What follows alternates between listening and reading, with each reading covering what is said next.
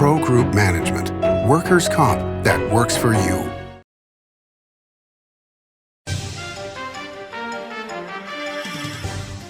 Welcome to Nevada Newsmakers. On the broadcast today, some exciting news from Bernard Rowe.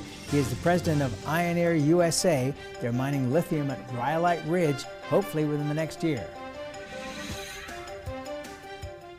Love and luck are in the air at Carson Valley Inn. $1,000 winners guaranteed every drawing night. Up to $7,500 every Saturday. And $15,000 in grand prize giveaways Friday, March 31st. It's the Love and Luck giveaways at the Carson Valley Inn.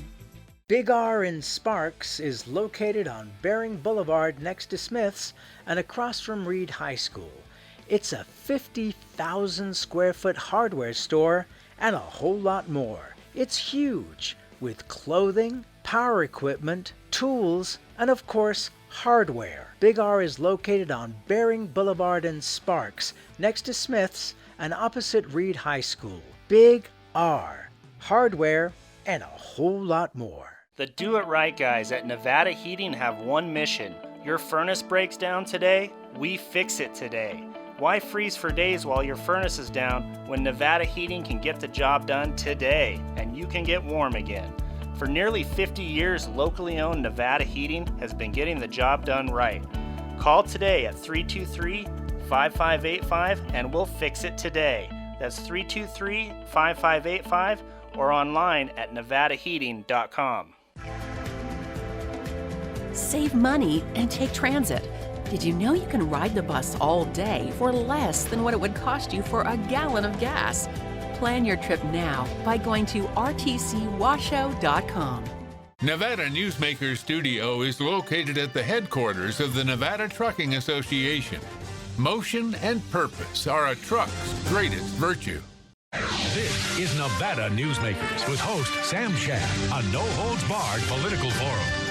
Now, from the Nevada Newsmakers broadcast headquarters, here is Sam Shad.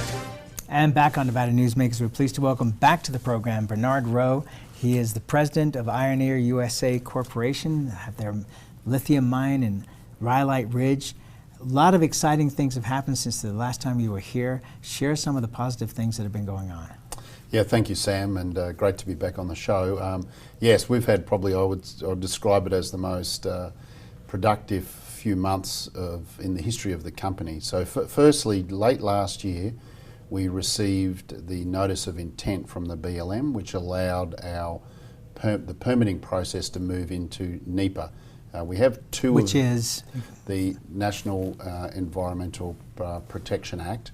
And so that's the key permit that we are still yet to obtain. We have air permits and water pollution control permits, but we need the permit from the BLM, which is called a mine plan of operation.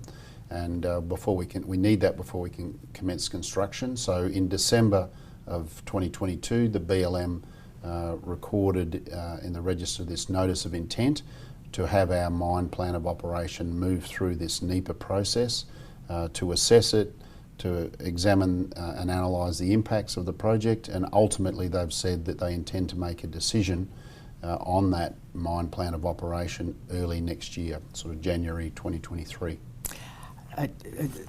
No, you mean 2024? Sorry, January 2024. I was going to say, otherwise we're back to the future here. Yes, not quite. You know, I would say that at this point you would have to be pretty optimistic with the way things have been moving from the federal government all the way back to the state, that this is going to occur. Yes, we are very optimistic because I think we've listened to the concerns that have been raised around the project, whether that be concerns from the local community, of which we have a very good relationship with the Fish Lake Valley local community, and we've been engaging with them now for many years. So addressing those concerns, addressing the concerns of tribal nations, and addressing concerns around environmental sensitivities, including Teams buckwheat. You know, we've been working hard on all of those things for many years now, and hence we are confident that we can see this project move ahead through the permitting process and commence construction in 2024. Okay, so if NEPA passes through, at that point, how many construction jobs are you looking at? During the construction phase, which is about 2 years, it'll be about 500 jobs at the site, direct jobs related to the construction. And then once we've completed the construction and into ramp up and commercial production, it's going to be somewhere around 250 to 300 direct jobs down in Esmeralda County. Okay, and that which will what, double the population of Esmeralda County? Yes, it is a very sparse population, and we're not expecting everyone's going to live in Esmeralda County who are working on this project. So we're expecting that we will draw people from a number of nearby locations, Esmeralda and Fish Lake Valley being one, but the other neighbouring counties as well and towns. And then some people will also, of course, drive in, drive out to the site, I'm sure. So, we're trying to sort of manage that and spread the people around as much as we can. And we've been doing, again, a lot of work in the background on planning for that alongside Fluor, our engineering partner, in developing strategies and plans. So we have a smooth transition, as smooth as possible anyway, in bringing that number of people into a very small community. Okay, so what about housing? Because, at this point, obviously you are planning for the future because the future is staring you in the face. So what about housing? Again, so I think we're managing that by spreading the people and the jobs around, so that we're not going to put all the people in one location.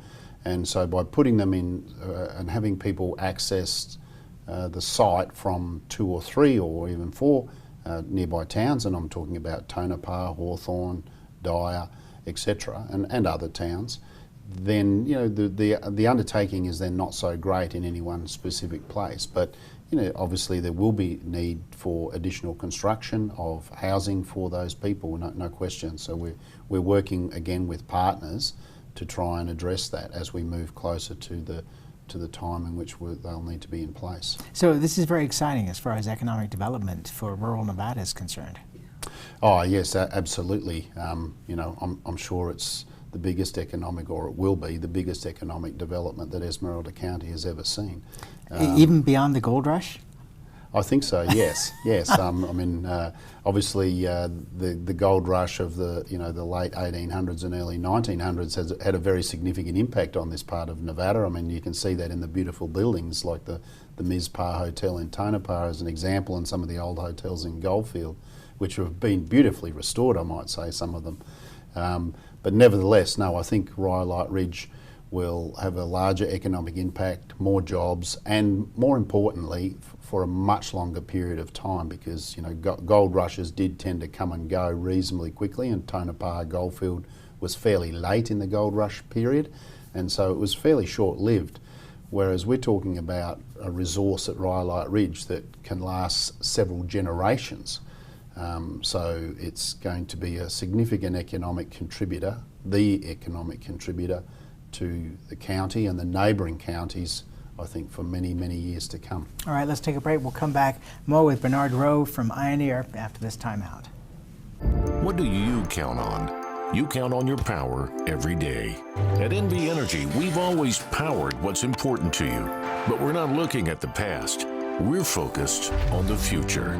While our standards are high, our rates will remain low. And our commitment to renewables isn't just meeting standards, but leading the way. Because you can count on more than just your power. You can count on the company who brings it to you. That's our promise. You can count on it. Safety is the #1 priority for the trucking industry. Over $7 billion a year is spent on technology like this electronic eye that will apply the brakes automatically. But the most important factor for safety is the truck driver. These hardworking men and women who safely move over 70% of our nation's freight and 94% of Nevada's. We thank you because trucks move America forward. Pro Group Management specializes in providing industries with the necessary components to satisfy and exceed workers' comp requirements. Every business has unique needs and specific regulations. Pro Group Management stays ahead of the curve, providing up-to-date services to keep your industry in top form. Discover how we simplify your tasks, improve efficiency, and reduce expense to keep you moving in a positive direction. Pro Group Management, Workers' comp that works for you. Like a traditional handmade basket, retail is woven into the fabric of life in Nevada. From big box to mom and pop, retail supports our communities in countless ways. Jobs for the disabled, team uniforms for kids, help for the elderly, and so much more. Retail employs over 1 in 10 workers. Retail supports Nevada, and we support retail. RANNV.org. This is Nevada Newsmakers. And back on Nevada Newsmakers, we continue our conversation with Bernard Rowe. He is the president of Ioneer USA Corp. They have the lithium mine at Rhyolite Ridge, which hopefully is going to proceed next year with the actual construction phase. The federal government jumped in and explained what the exciting news was from them. Yeah, that was the second big milestone of the last couple of months. So we were successful in being offered a conditional loan from what's called the Loan Programs Office, part of the Department of Energy, and that was for a conditional loan of up to $700 million to provide the debt that's required to build the Rhyolite Ridge project. So when you combine that with what we have already put in place with our partner in the project, which is Sibanye-Stillwater, operator of the Stillwater mine in Montana, we have $1.2 billion, conditional albeit, but available to us for this project. You know, subject to all the conditions, the permitting and etc. and other conditions, but it puts us in a fantastic position that once we do get this final permit, that we will actually be ready to commence construction. Okay, so is the main part of the conditional the NEPA? That's probably the biggest condition, yes, but there are multiple conditions. So there's other conditions around for the debt. One of the conditions for the debt is that you have the equity, and one of the conditions for the equity is that you have the debt. So they're intertwined, okay. But and there's many other conditions as well. But the key ones are around that you've got the full permitting in place and that you've got the full funding in place. And we're well positioned for that with the $1.2 billion available to us. Okay, is that enough to get the mine off the ground? We think so, but we caveat that by saying that we need to do an updated estimate around the cost for the CapEx, capital costs, and also the operating costs. Now, why do we need to do an updated estimate? It's because the estimate that we currently have was dated 2020, and obviously things have changed quite a lot since yeah, from then. an inflation point of view. Exactly. And even parts of the project have been modified along the way. We've changed the design of the pit, etc., to avoid some of the environmental sensitivities of the area, things like that. So there's been a number of changes. So before we make what's called a final investment decision, that's where our board make a final decision to invest and commence building and construction, we need to provide an updated estimate. So this is normal course of business for a mining company that's looking to build a project. Well, that's one of the conditions of the DOE loan as well, that we provide that updated information to the Department of Energy.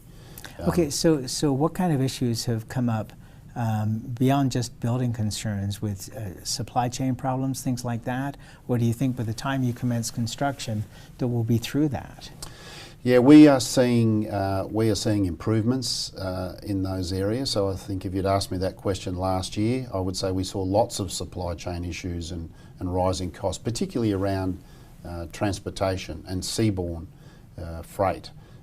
But many other things, prices of steel, etc. And we use a lot of steel in a project like this to build, and many other things. And we've seen most of those prices have come off considerably now, including the shipping and transportation costs.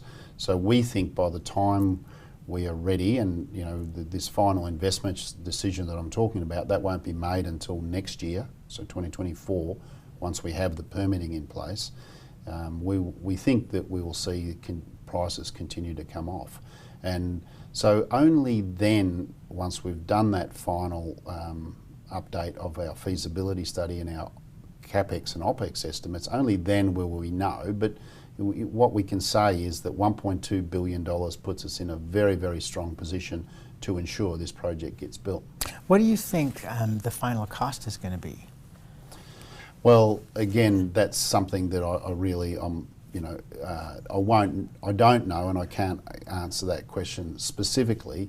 But I think that our original estimate was 800 million. That was 2020, so that's 3 years ago. It'll be 4 years ago by the time we get to it. So it's going to be more than that, no question. But probably under $2 billion. Oh, yes, absolutely. And with the way that lithium is going in terms of EVs, electric vehicles, it seems like that would not be a huge amount of investment money to gain once you've got your permits.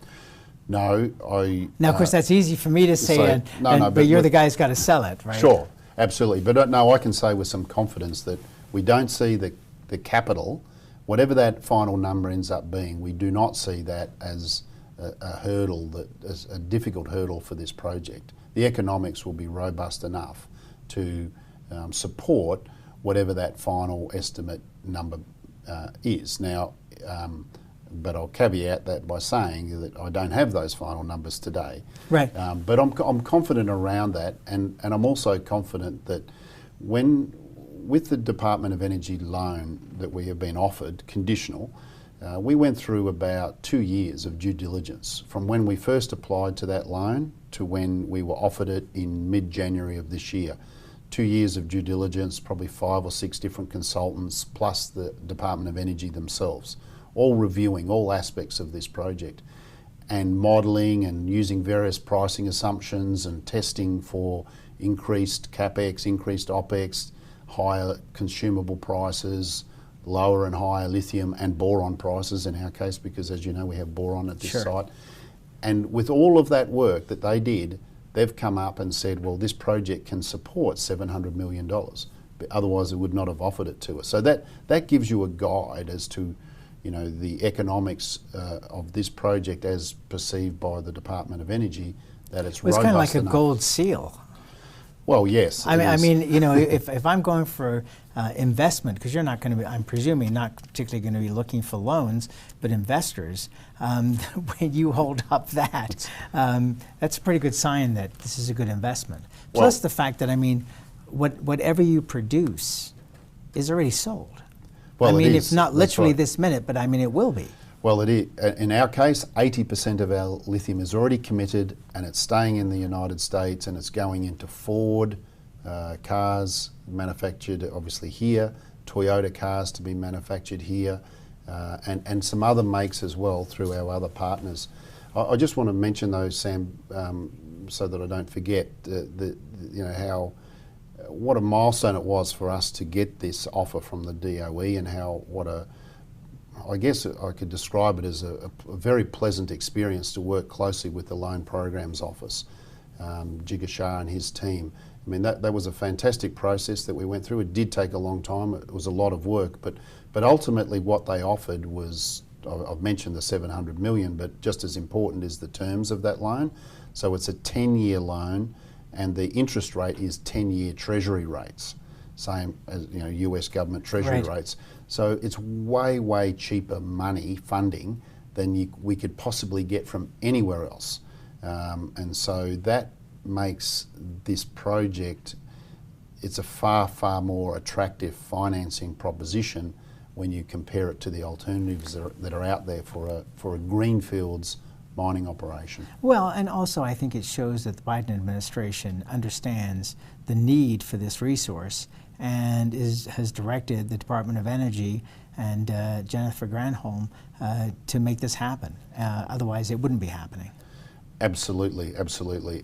It does show very much a commitment and a recognition of a problem. I think that we've been talking about for quite some time around building domestic supply chain and moving away from over-reliance on foreign sources, friendly or otherwise.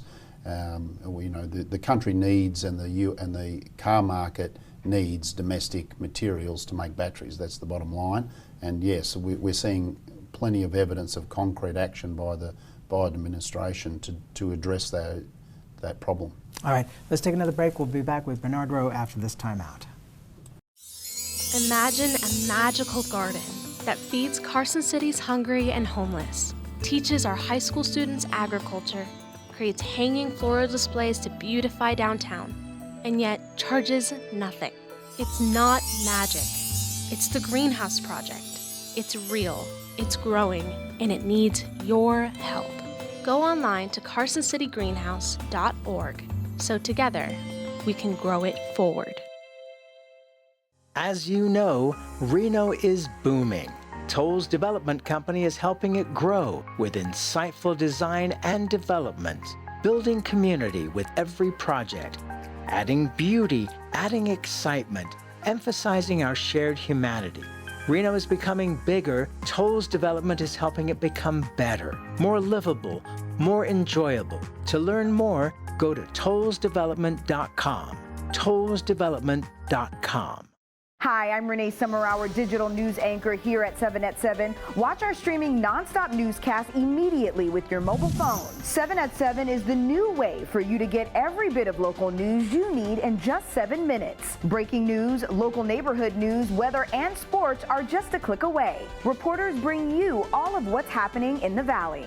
From Roku, Amazon Fire, Apple TV, YouTube, and more. Get every bit of local news you need from the RJ and LVRJ.com. Brian Culpa Photography was born in the rolling hills of Massachusetts, and now he can help you experience the stunning beauty of Nevada in a whole new way through the power of flight. Flying has always been a passion for Brian, and at Brian Culpa Photography, he can make your imagination soar. Brian has the creative mind and tools to tell your unique story. Experience the bird's eye view at brianculpaphotography.com.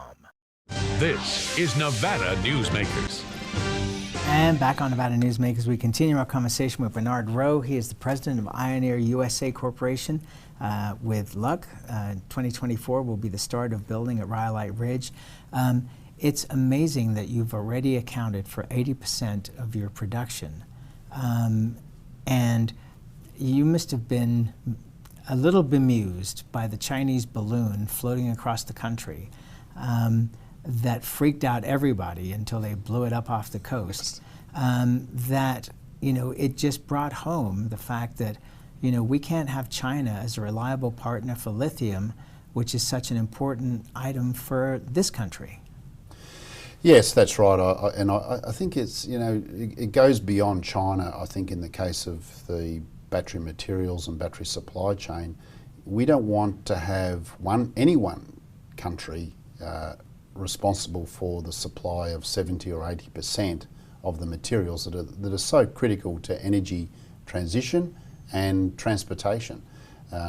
And you know, China does, that's the reality. It does dominate in this area and has built up that dominance over several decades, and we need to address that so that we're not so reliant on one country. And actually it's a similar situation for boron because, you know, as you know, Rhyolite Ridge will be also a boron producer, and something like 73 or 4% of the world's boron reserves are in Turkey. Now that's not a great situation either. Regardless of where the country is and what the status of that country and the security of that supply is, it just doesn't make sense, and it's dangerous to have an over-reliance on any one particular country for something that's so critical. Lithium and boron are both critical to the United States. The United States is a large consumer of both of them, and they are critical to energy transition. Okay, so beyond, you know, electric vehicles are what most people think about in terms of lithium, but lithium is so much more than that, correct? Well, it is. It is used in many other applications. I mean, the large growth that we keep on hearing about, that is in batteries for electric cars, but those same batteries are used in static storage, so storage at homes. They are used in renewable power sources like solar and wind farms that have to store the power so they can be used when there isn't any wind or there's no sun shining. So that's what we call static storage. But lithium actually is even used in the glass industry, just like boron is. So you'll find that the glass on your phones and your iPads and things like that, not only does it have boron in it, it also has lithium in the glass. So yes, it's used in a myriad of other industries as well. But the big growth is coming from the lithium-ion battery area. Do you see the potential for more mining in the state of Nevada? to be beneficial in the coming years? Yes, I do, and you know, particularly, I mean, my focus, of course, is the battery metals, and so particularly lithium. But I think there's also, you know, excellent potential for copper and other metals here in the state of Nevada. But I definitely can see, you know, multiple sources of lithium being mined, extracted, refined in the state of Nevada, and you know, I think there's a tremendous opportunity, which is being recognised by both federal and state governments, to make Nevada a very much the US sort of a centre of not only the raw material supply, but the refining and the purification and then ultimately the manufacturing of battery components, cathodes as we call them, and the batteries themselves. So well, yes. And beyond that, the recycling of them. Absolutely, I mean, recycling. it's nose to tail. Exactly. And to use a cooking term. Yeah, no, it is. And actually one thing that I find really interesting in the recycling area is people think of recycling as recycling a battery, you know, like a cylindrical battery and you have to pull it apart. But actually that's only a small part really of the recycling, because when you're manufacturing batteries, there's a lot of them precursor material that goes into those batteries fails to meet spec. So you might have sheets of material that would go into a battery but never get into the battery because they do not meet the spec. What happens to those? They get recycled. So it's more than just about recycling of the actual battery after it's being used. It's the rejected material in the manufacturing process. So by definition, if you are manufacturing batteries here, you want to be recycling all that material. Otherwise you're sending it away somewhere else for that to be done, which makes no sense at all. No, it doesn't. Congratulations on where you are. Fingers crossed for the upcoming year, and look forward to having you back on the show many times to talk about this. What a great company, and with fingers crossed. Thank you, Sam. Pleasure to be on. Thank you, sir. And we just have one last comment here, which is we're losing a crew member today. Justin Astor has been with us for a long time. He's heading off to Vegas, and we're sorry to lose him, but we thank him for all his hard work. And we'll be right back. Modern boutique Ahern Hotel and Event Center sits at the heart of the Las Vegas Strip. 2 floors of meeting and event space are ideal for groups and conventions. Stay in one of 200 luxurious rooms and suites. Brand your event throughout the property. Flexible event spaces make for easy planning and personalization. Take over the entire hotel with a full buyout option.